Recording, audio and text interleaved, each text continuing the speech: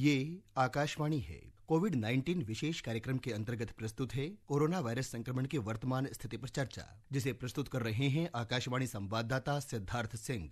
इस कार्यक्रम में आमंत्रित स्वास्थ्य विशेषज्ञ हैं पूर्व महानिदेशक स्वास्थ्य सेवाएं दिल्ली सरकार श्री कीर्ति भूषण। नमस्कार श्रोताओं, स्वागत है आपका कोरोना जागरूकता श्रृंखला की एक और एपिसोड में, जिसमें हम बात करते हैं कोरोना और उसकी वैक्सीन के साथ ही आपके स्वास्थ्य से जुड़े विषयों पर। पिछले 24 घंटे में 3,712 लोगों में कोरोना संक्रमण की पुष्टि हुई है। इस समय हमारे देश में कोविड के मामलों में कमी जरूर आ रही है, लेकिन खतरा भी टला नहीं है। भारत में चल रहे विश्व के सबसे बड़े कोविड टीकाकरण अभियान के अंतर्गत 193 करोड़ 70 लाख से अधिक वैक्सीन लगाई जा चुकी है, जो कि अपने आप में एक रिकॉर्ड है। श्रोताओं, कोरोना, उसकी वैक्सीन और आपके स्वास्थ्य से संबंधित सवालों के जवाब देने के लिए हमारे आज के कोरोना जागरूकता श्रृंखला के इस एपिसोड में हमारे साथ जुड़ गए हैं दिल्ली सरकार में स्वास्थ्य सेवाओं के पूर्व महानिदेशक डॉक्टर कीर्ति भूषण। डॉक्टर कीर्ति, नमस्कार। कार्यक्रम में आपका स्वागत और अभिनंदन करते हैं। और इस बीच डॉक्टर कीर्ति से जब हमारा संपर्क हो रहा है, आपको ये बता दें कि आप भी कोरोना और अपने स्वास्थ्य से संबंधित सवाल डॉक्टर कीर्ति से हमारे स्टूडियो के नंबर 011 यानी दिल्ली का कोड 23421764 पर सवाल पूछ सकते हैं। स्टूडियो का नंबर है 01123421764। अगर आप सोशल मीडिया का इस्तेमाल करते हैं तो आप हमारे ट्विटर हैंडल @AIR न्यूज़ पर #AskAIR पर अपने सवाल पोस्ट भी कर सकते हैं। और इस बीच डॉक्टर कीर्ति भूषण हमारे साथ जुड़ गए हैं। हेलो डॉक्टर कीर्ति, नमस्कार। बहुत बहुत स्वागत है आपका कार्यक्रम में। नमस्कार। और अभी अगर हम देखें तो डॉक्टर कीर्ति, हमारे देश में कोविड के जो केसेस हैं वो कम हैं, काफ़ी स्थिति नियंत्रण में है। आप जो है कोरोना की वर्तमान स्थिति को किस तरीके से देखते हैं? देखिए, इंडिया के अंदर कोरोना का जो पहला केस था जनवरी 2020 के अंदर में, जो वुहान से मेडिकल स्टूडेंट्स थे हमारे, जो केरल लौटे थे, तो उनके साथ आ गया। अब ये 2.5 साल का जो समय निकला है, इसके अंदर हमने देखा कि कई वेव्स आई और बीच बीच में केसेस काफी बढ़े। आज की सिचुएशन में अगर हम देखें तो लगभग 4,31,00,000 से थोड़ा अधिक भारत के लोग इन्फेक्टेड हुए हैं इस बीमारी से। और उसमें से लेकिन सबसे अच्छी बात यह है कि 98% से ज्यादा, यानी 98.75 मान लीजिए आप, रिकवर हो गए हैं इस इलनेस से और ठीक से अब अपना काम हम कर रहे हैं। हाँ, मोर्टेलिटी भी कुछ हुई, कोई डेथ भी हुई है, 5 लाख से ऊपर थोड़ा सा डेथ हुआ इसके बीच में। लेकिन फिलहाल जो सिचुएशन है तो रफली 2,500 से 3,500 के बीच में केसेस हम देख रहे हैं, पिछले कुछ दिनों से इंडिया में चल रहे हैं। तो ये आंकड़ा लगता है काफी कुछ अब डिजीज हमारे कंट्रोल में है। अब एक तरह से जो कर्व थे वो हमारे ऑलमोस्ट फ्लैट हो गए। जी बिल्कुल। तो इसमें अगर हम देखें तो वैक्सीनेशन की बहुत बड़ी भूमिका है। और अगर हम डॉक्टर कीर्ति, इस समय हमारा देश एक बहुत बड़े रिकॉर्ड के करीब पहुंच गया है। 200 करोड़ वैक्सीनेशन के करीब हम पहुंचने वाले हैं। 193 करोड़ 70 लाख से अधिक वैक्सीन हम लगा चुके हैं। तो किसी भी भारत जैसे देश के लिए 200 करोड़ लोगों में वैक्सीनेशन करना, और we are a tropical country जहां पर इतनी ठंड भी नहीं होती, तो वैक्सीनेशन के लिए जिस तरह से कोल्ड स्टोरेज और उसका भंडारण जो है वो करना पड़ता है, वैक्सीनेशन के वैक्सीन्स के ट्रांसपोर्ट की अगर हम बात करें तो उसके लिए भी आपको प्रॉपर जो है टेम्परेचर चाहिए होता है।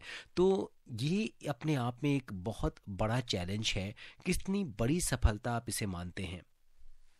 देखिए, ये भारत के लिए बहुत बड़ा चैलेंज था कि 2020 में जो पहला केस आया, उसमें से ही लोग इंतजार में थे कि वैज्ञानिक क्या कर रहे हैं, डॉक्टर्स क्या कर रहे हैं, हमारी फार्मास्यूटिकल इंडस्ट्री क्या कर रही है, वो कुछ हमें बचाए इस बीमारी से, कुछ वैक्सीनेशन लेके आए। तो लोग बहुत इंतजार में थे और उन्होंने दिन रात मेहनत करके अपने ट्रायल्स किए, फेज 1, 2, 3 जो भी साइंटिफिकली ट्रायल्स होती हैं। उसके बाद में उन्होंने इमरजेंसी यूज ऑथराइजेशन वैक्सीन का लिया।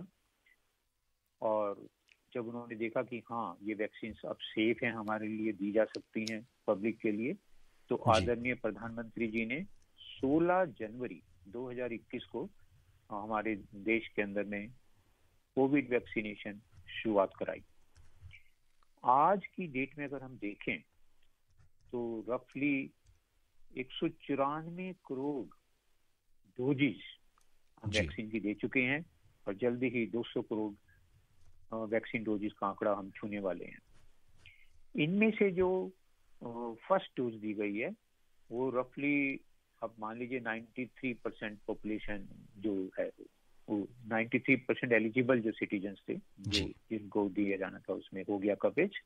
और जो दोनों डोज यानी कि जो पहली डोज दी गई उसके 1 महीने के गैप के बाद में जो दूसरी डोज लगाई जाती है, 82% एलिजिबल सिटीजन्स को वो डोज दी जा चुकी है जी। इसके अलावा प्रधानमंत्री जी ने फिर वैज्ञानिकों से अनुरोध किया भी प्रिकॉशनरी डोज, जिसको हम आमतौर से मेडिकल भाषा में कहते हैं बूस्टर डोज, तो बूस्टर डोज की शुरुआत की गई और 3 करोड़ 35 लाख के आसपास बूस्टर डोज भी दी जा चुकी।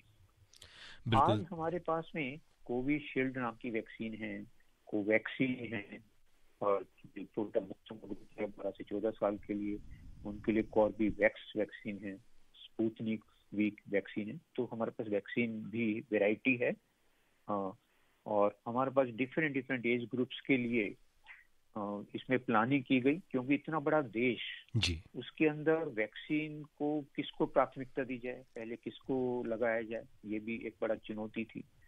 तो हमारे जो वैज्ञानिक हैं, हमारा जो टेक्निकल एडवाइजरी ग्रुप है मिनिस्ट्री का, उसने इसका फैसला लिया कि सबसे पहले जो हमारे हेल्थ केयर वर्कर्स हैं, हमारे जो फ्रंट लाइन वर्कर्स हैं और जो हमारे सीनियर सिटीजन्स हैं जिसमें मॉर्बिडिटी ज़्यादा हो रही है, उनको सबसे पहले कवर करेंगे। तो सबसे पहले वैक्सीन की शुरुआत उसी ग्रुप में की गई और धीरे धीरे फिर बाकी एज ग्रुप को भी इस वैक्सीन के अंदर में कवर किया गया है। और मैं आपको बताऊं कि 12 से 14 साल के बीच में जी तक भी वैक्सीन की जो हमारा टेक्निकल ग्रुप है उसने उसकी मंजूरी दी, हमारी जो ड्रग अथॉरिटीज हैं उसने उसकी अप्रूवल दी, इमरजेंसी यूज ऑथराइजेशन कराया इसका। और कॉर्बीवैक्स वैक्सीन जो बायोलॉजिकली एडवांस जो हमारे कंपनी है वो बना रही है, तो 12 से 14 साल के बच्चों के बीच में ये कॉर्बीवैक्स वैक्सीन दी जा रही है और 2 डोज दी जा रही हैं सभी वैक्सीन की, जिसमें पहली डोज देने के 1 महीने के बाद में दूसरी डोज दे रहे हैं। और 18 साल और उससे ऊपर के जो हैं नागरिक, उनको प्रिकॉशनरी डोज जिसको हम बूस्टर डोज कह रहे हैं, वो 9 मंथ्स के गैप के बाद या 39 हफ्ते का गैप के बाद में उनको प्रिवेंटिव डोज या जिसको हम बूस्टर डोज कह रहे हैं वो लगाई जा रही है। जी बिल्कुल। तो इस समय जो देश में वैक्सीनेशन प्रोग्राम चल रहा है वो पूरी सफलता के साथ तेज़ गति से चल रहा है और शायद यही कारण है कि हमारे देश में स्थिति जो है कोविड की वो पूरी दुनिया के देशों के मुकाबले काफ़ी बेहतर है। हमारे देश में कंट्रोल सिचुएशन है और इस बीच बहुत सारे लोग हैं जो डॉक्टर कीर्ति भूषण वो हमसे सवाल करना चाहते हैं, आपसे जवाब जानना चाहते हैं। सबसे पहले रुख करते हैं कुशीनगर में संगम कुमार जी का और जानते हैं उनका सवाल क्या है। संगम जी नमस्कार। नमस्कार सर, और डॉक्टर साहब को नमस्कार, सिद्धार्थ सर को नमस्कार। जी नमस्कार। नमस्कार। पहला क्वेश्चन ये है कि इस गर्मियों के मौसम में कब ऐसा हो जाता है कि दिमाग से और रात को नींद नहीं आना, अजीब मतलब कुछ ना कुछ चलते रहना, नींद नहीं आना कोविड के बाद से, ये ऐसा क्यों प्रभावित हो रहा है? और दूसरा सवाल ये है कि जो बच्चों का वैक्सीन आया है और हम लोग वैक्सीन जो कोविशील्ड और कोविशील्ड और कोवैक्सीन में, इन दोनों में कितनी परसेंटेज की कैसे मतलब डिपेंड है कि इसका इसका डोज है कि 3 महीने पे लगाया जाता है और इसका 1 महीने के अंदर, ऐसा क्यों है? ऐसा क्यों है? जी बिल्कुल बिल्कुल। डॉक्टर साहब, सबसे पहले तो इन्होंने कोविड के बाद के एक सिम्टम्स की बात की है कि नींद ना आने की समस्या है, थोड़ी एंजाइटी रहती है और नींद नहीं आती है। तो ऐसा क्यों होता है? जब भी किसी व्यक्ति कोविड से रिकवर हो जाता है तो उसके बाद काफ़ी लोगों में इस तरह की प्रॉब्लम्स दिखी जाती हैं। देखिए, जो कोविड के मेन लक्षण हैं उसमें देखें अगर हम, तो फीवर आना, सर्दी के साथ में बुखार आ जाना, खांसी होना, गले में दर्द, नाक का खस हो जाना या बहना, हाथ पैरों में दर्द, इस तरह के लक्षण के साथ में शुरुआत होती है। आम तौर से ये जो सिम्टम्स हैं 2 हफ्ते के अंदर में रफली काफी कंट्रोल में आ जाते हैं और उसके बाद में आदमी स्वस्थ महसूस करना शुरू कर देता है और 1 हफ्ते तक थोड़ा सा कमजोरी वगैरह जो है वो दूर हो जाती है। यानी कि 2 हफ्ते से 3 हफ्ते के बीच में ज्यादातर लोग रिकवर कर जाते हैं। लेकिन इस कोविड में ये देखा गया है कि कई बार कुछ केसेस के अंदर में लॉन्ग कोविड की शिकायत आ रही है। लॉन्ग कोविड क्या है कि कोविड के जो सिम्टम्स थे जी, मुख्य सिम्टम जो थे, बुखार था, खांसी थी, बदन दर्द था, वो काफी कुछ कंट्रोल में आ गए, लेकिन कुछ कुछ सिम्टम्स या तकलीफ पेशेंट्स को बनी रही काफी हफ्ते तक, महीनों तक, यानी 1 साल तक भी लोगों की शिकायतें आई हैं कि साहब मेरे को बहुत ज्यादा थकावट हो रही है, या चेस्ट के अंदर दर्द हो रहा है, या दिल की धड़कन थोड़ी सी मेरी बढ़ी रहती है, या खांसी मेरे को 3 महीने हो गए अभी तक ठीक नहीं हो रही, या मुझे नींद ठीक से नहीं आ पा रही है। जी। देखिए, ये एक इन्फ्लेमेटरी डिसऑर्डर है जिसके अंदर में सारे शरीर पे असर आता है, सारे शरीर के अंदर में एक तरह से कीटाणु घूम जाता है, सारे अंगों को लेकर के प्रभावित करता है। और अगर पेशेंट्स कई बार एडमिट हुए हैं, आईसीयू में गए हैं, तो वहाँ का जो वातावरण था, वहाँ का जो इंस्ट्रूमेंट्स था, आसपास में जो स्थिति थी, उसके असर भी उनके ऊपर में देखने को मिले हैं।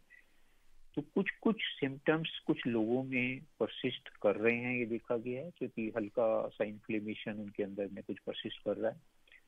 वो धीरे धीरे समय के हिसाब से उम्मीद है कि सेटल हो जाएगा। आप अपने खाने पीने का ध्यान रखें, हरी सब्जियां लें, न्यूट्रिशियस खाना लें, दूध लें, फल लें, पूर्ण अच्छे से आराम कीजिएगा और जो मनोरंजक गतिविधियां हैं उसमें भाग लें, पार्टिसिपेट करिए।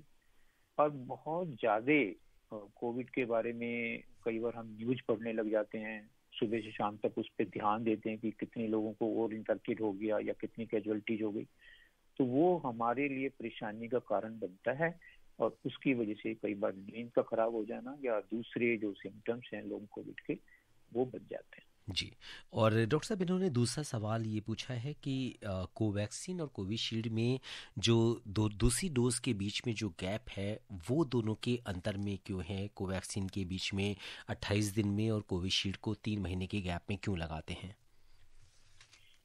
देखिए, ये जो मैन्युफैक्चर होते हैं वैक्सीन्स को, जो जिस टेक्निक से बनाया जाता है, जिस टेक्निक से उसको डेवलप किया जाता है, जब तक तो वो जब फील्ड ट्रायल करते हैं तो उसमें वो देखते हैं कि उसका प्रभाव कितने दिन तक बना हुआ है और उसका प्रभाव कब कम होने लगता है कि जिससे हम उसकी सेकंड डोज दे करके उसके जो प्रभाव होगा शरीर में, जो एंटीबॉडीज बनेंगी जो हमें बचाएंगी, उस चीजों से फैसला लिया जाता है कि इनके बीच में कितना अंतर रखा जाए। जी बिल्कुल। और पूर्णिया बिहार का रुख करते हैं और बात करते हैं मोहम्मद मजहर जी से। मजहर जी नमस्कार, बहुत बहुत स्वागत है आपका कार्यक्रम में। हाँ नमस्कार सर। जी बताएं, क्या जानना चाहते हैं? नमस्कार। नमस्कार सर, मेरा 2 सवाल है कि जैसे हमको दोनों टीके लग चुके हैं, बूस्टर डोज का नंबर आया है, तो हमको तो सेम पावर का लग रहा है, मगर मेरी लड़की को स्कूल में उनको भी क्या कहता है कि एक टीका लगाया तो उनको फीवर आ रहा है, तो क्या वो जैसे क्या जिस पावर का हम लोग को लगा तो उसी पावर का उनको भी लगा?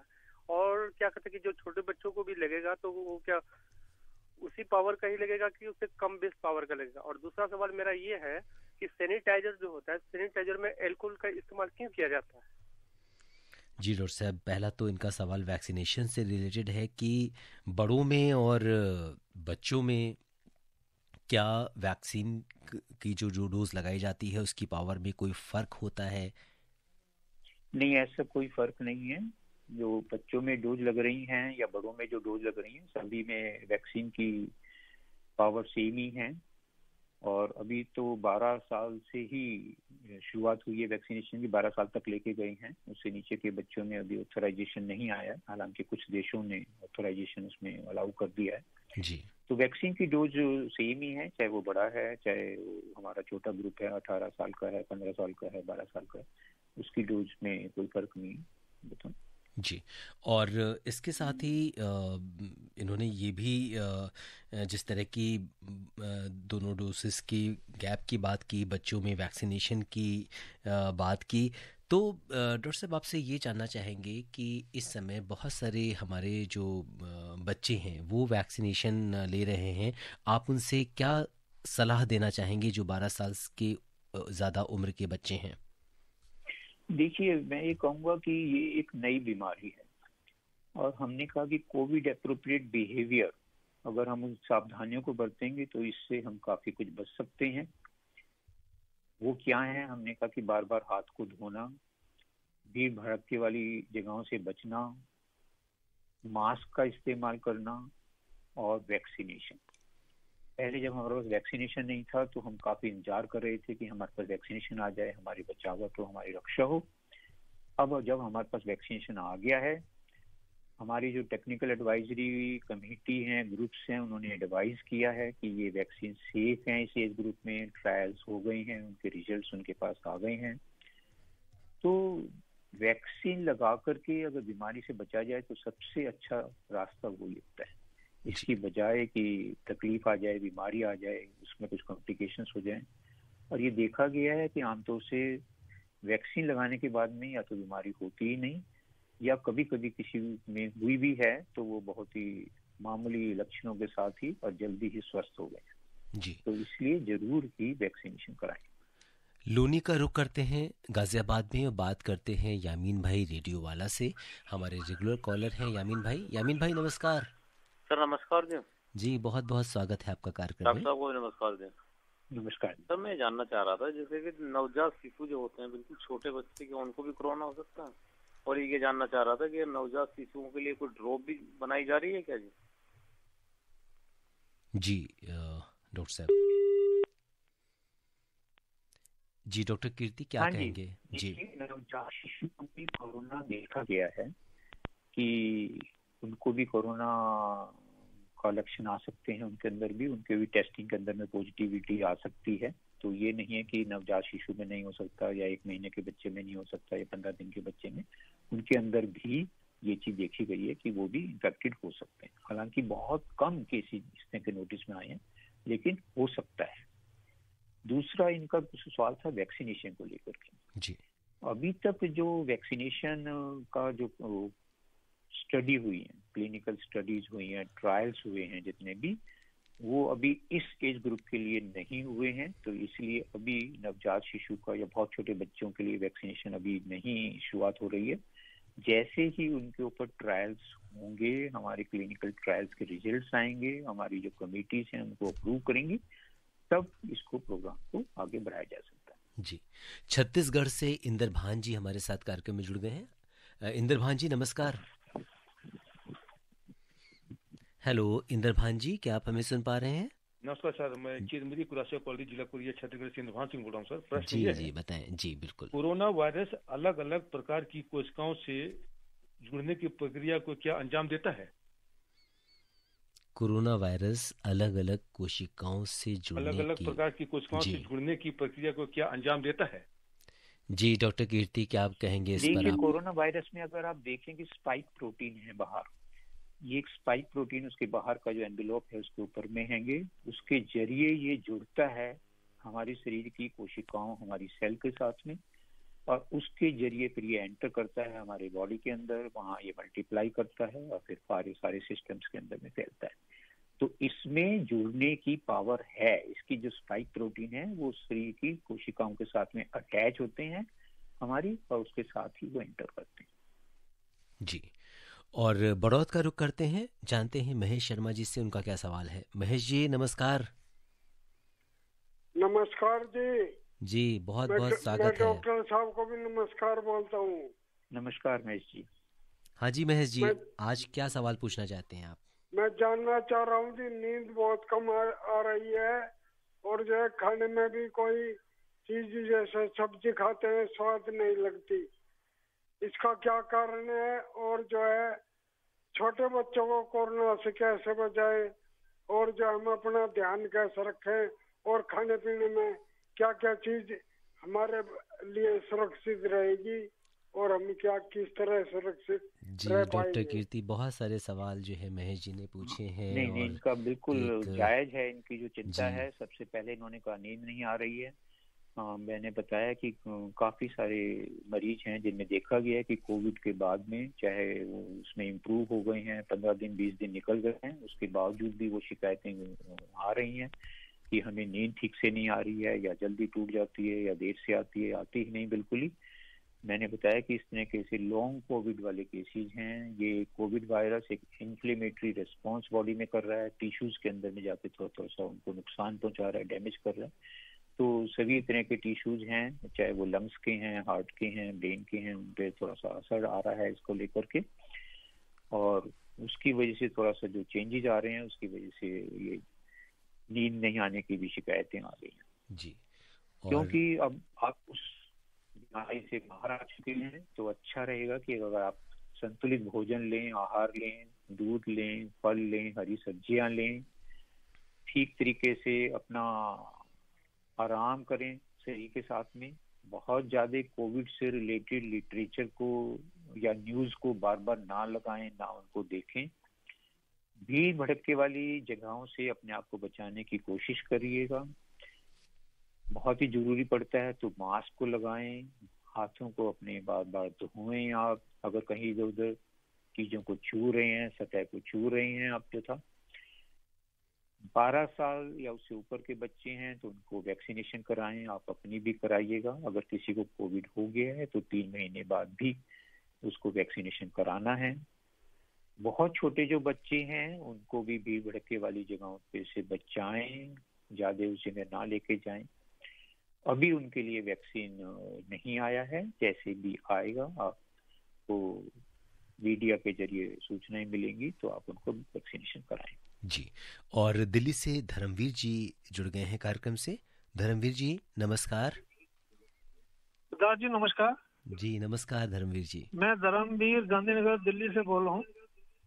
जी डॉक्टर साहब नमस्कार। नमस्कार धर्मवीर जी। डॉक्टर साहब मुझे 2 बातें पूछनी है। जी। जैसे कि कोविड-19 का नाम चलता आ रहा है और इसके बाद नाम क्यों नहीं चेंज हुआ? कोविड-21 में भी तो उसने काफी नुकसान करा है हमारे इस समय।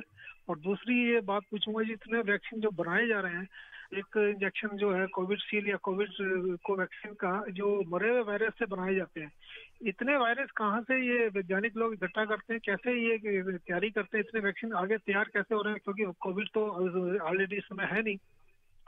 जी डॉक्टर साहब, 2 वैज्ञानिक विज्ञान से रिलेटेड सवाल इन्होंने पूछा कि जी था कि कोविड-19 जो है वो अब 22 चल रहा है तो क्यों नहीं आया? जी बिल्कुल।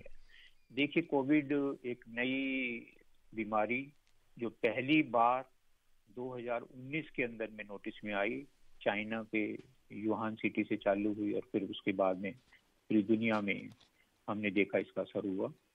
तो क्योंकि ये वायरस नया था, 2019 में इसका सबसे पहले पता चला, तो इसलिए इसका नाम रखा गया कोविड-19। मैं आपको बता दूं, अब क्योंकि 20 में भी कोविड ही वायरस चल रहा है, 21 में भी, 22 में भी वही चल रहा है जैसा था, तो इसलिए कोविड-19 ही इसका नाम रखा गया। उसमें थोड़ा बहुत उसमें वेरिएशन हुए, एंटीजेनिक चेंजेस आए थोड़े बहुत, लेकिन मूल रूप से वो कोविड वायरस ही था। क्योंकि 2019 में एक पहला केस था, इसलिए कोविड-19 इसका नाम रखा गया, उसके नाम को चेंज करने की आवश्यकता नहीं पड़ी। दूसरा इनका था कि वैक्सीन को डेवलपमेंट करने का। जी देखिए, वैक्सीन जो डेवलपमेंट होती है उसके लिए काफी लंबी प्रक्रियाएं होती हैं, उनके क्लिनिकल ट्रायल्स किए जाते हैं, उनके विभिन्न एज ग्रुप के अंदर में, विभिन्न जेंडर के अंदर में उनके रिजल्ट्स को अथॉरिटीज के साथ शेयर किया जाता है। और जब ये लगता है कि हाँ, अब ये वैक्सीन सेफ है, ये हमें फायदा ज्यादा देगी, इसके शायद ही थोड़े बहुत साइड इफेक्ट हो सकते हैं, तब उसको मंजूरी मिलती है उस वैक्सीन को लगाने की। तो तब उसको हम गवर्नमेंट लेके आती है और परमिशन देती है लगाने के लिए जी। और ये सब प्रक्रियाएं कोविशील्ड के साथ, कोवैक्सीन के साथ, कोर्बेवैक्स, स्पुतनिक और दूसरी भी जो आज की डेट में 11 के आसपास वैक्सीन है दुनिया के अंदर में, जिन सब की काफी ट्रायल होने के बाद में, परमिशन के बाद में मंजूरी मिल गई यूज करने के लिए। जी, इनका सवाल बड़ा इंटरेस्टिंग था कि इतने सारे वायरसेस हम लाते कहाँ से हैं जो डेड वायरस वैक्सीन बनाने के लिए चाहिए होते हैं? नहीं, देखिएगा, मैंने बताया कि जैसे कोई भी कोविड पेशेंट्स है जो था, तो जब उसका टेस्टिंग कर रहे हैं तो उसके अंदर में वायरस हैं जो था वो उसमें आ रहे हैं। हम कोविड जो वैक्सीन तैयार करते हैं तो कई तरीके के सिस्टम होते हैं। एक तो है कि वायरस को आप इनएक्टिवेट कर दें, पूरे वायरस को इस्तेमाल करें वैक्सीन बनाने के लिए। कई बार क्या करते हैं, उसकी ओनली जो बाहर की स्पाइक प्रोटीन्स हैं जिनसे वो चिपकता है सेल के साथ में, फिर एंटर करता है, उन्हीं को लेकर के, यानी एक तरह के सब यूनिट लेकर के उसको वैक्सीन बनाते हैं। तो डिफरेंट उसके जो कोई मैसेंजर आरएनए लेके वैक्सीन बना रहा है, कोई उसके एनवेलप को लेके वैक्सीन बना रहा है, कोई उसके स्पाइक प्रोटीन्स को लेके बना रहा है। तो उसकी अलग अलग यूनिट्स को लेकर के या पूरे वायरस को इनएक्टिवेट करके वैक्सीन बनाई जाती है। जी बिल्कुल, और निश्चित तौर पर वायरस जैसा कि एक माइक्रोस्कोपिक ऑर्गेनिज्म है, ऐसे हम अपनी नेकेड आई से नहीं देख सकते। बहुत ही मिलियंस ऑफ वायरस हमारे अंदर होते हैं और ऐसे में वायरस को आइसोलेट करना, उसे पूरा इनएक्टिवेट करना या उसे किल करना, उसके बाद उससे वैक्सीन बनाना एक बहुत ही तकनीकी जिसे हम कहेंगे कि एक पहलू है। और इस बीच रुख करते हैं दिल्ली का और हमारे एक नए कॉलर GH खान साहब हमसे जुड़ गए हैं। खान साहब नमस्कार, बहुत बहुत स्वागत है आपका कार्यक्रम में। हेलो, आवाज़ आ रही है आपको? हेलो जी, खान साहब के साथ हमारा अभी संपर्क नहीं हो पा रहा है। खान साहब अपना जो रेडियो है उसकी आवाज़ बंद कर दीजिए। उनसे संपर्क अभी हमारा नहीं हो पा रहा है। और डॉक्टर कीर्ति, अगर हम देखें तो इस समय जो स्थिति चल रही है, आपसे ये जानना चाहेंगे कि लोग अपनी जनरल फिटनेस को कैसे ठीक रखें, या आजकल इतनी सारी जी वो तो कोई और। अच्छा, खान साहब आप हमसे जुड़ चुके हैं जी, बताइए। नमस्कार खान साहब, बताइए, आप हमें सुन पा रहे हैं? जी सर। जी, अपना सवाल पूछिए। आवाज डिस्टर्ब हो रही है। हाँ बिल्कुल, जल्दी से अपना सवाल पूछिए, समय बहुत कम है कार्यक्रम में। सर, मैं ये पूछ रहा हूँ कि तीनों बूस्टर लगने के बाद जी, क्या मुझे उतनी ही सावधानी बरतनी पड़ेगी जो पहले जैसी ही? जी बिल्कुल बिल्कुल। डॉक्टर कीर्ति, बहुत संक्षिप्त जवाब चाहेंगे आपसे। सावधानी को आपको चालू रखनी है, चाहे एक डोज लगी हो, चाहे दोनों लगी हो, चाहे प्रिकॉशनरी डोज भी लगी हो। सावधानी को अभी भी आपने बरतना है। जब भी आप भीड़ भड़के वाली इलाकों जगहों से जाने से बचिएगा। अपने हाथों को समय समय पे धोइए, मास्क का इस्तेमाल करें, वैक्सीन आपने लगवाई है, औरों को भी प्रोत्साहित करें कि वैक्सीन लगवाएं। बिल्कुल, अब समय इजाज़त नहीं दे रहा कि हम इस चर्चा को आगे बढ़ाएं। डॉक्टर कीर्ति, आप कोविड-19 के इस विशेष कार्यक्रम से जुड़े, आपने हमसे चर्चा की, श्रोताओं के प्रश्नों का उत्तर दिया। आपका बहुत बहुत दिल से धन्यवाद और आभार करते हैं, और तमाम श्रोताओं की ओर से भी आपका शुक्रिया अदा करते हैं। धन्यवाद। तो श्रोताओं, चलते चलते आपसे ये कहेंगे कि डॉक्टर कीर्ति ने आपको कोरोना और आपके स्वास्थ्य को लेकर जो भी सावधानियां बताई हैं, आप उनका पालन कीजिए। और कहते हैं कि जान है तो जहान है, तो अपना जो नियमित आपका व्यायाम है, आपकी जो जीवन शैली है, उसे आप अच्छी रखिए। आप स्वस्थ और खुशहाल रहें, इसी कामना के साथ मुझे यानी सिद्धार्थ को दीजिए अनुमति। नमस्कार, शुभ रात्रि। कोविड-19 विशेष कार्यक्रम के अंतर्गत अभी आप सुन रहे थे कोरोना वायरस संक्रमण की वर्तमान स्थिति पर चर्चा, जिसे प्रस्तुत कर रहे थे आकाशवाणी संवाददाता सिद्धार्थ सिंह। इस कार्यक्रम में आमंत्रित स्वास्थ्य विशेषज्ञ थे पूर्व महानिदेशक स्वास्थ्य सेवाएं, दिल्ली सरकार, डॉक्टर कीर्ति भूषण। ये कार्यक्रम आकाशवाणी के समाचार सेवा प्रभाग द्वारा प्रस्तुत किया गया। इसे आप हमारे mobile app news on EIR और YouTube channel news on EIR official पर भी सुन सकते हैं।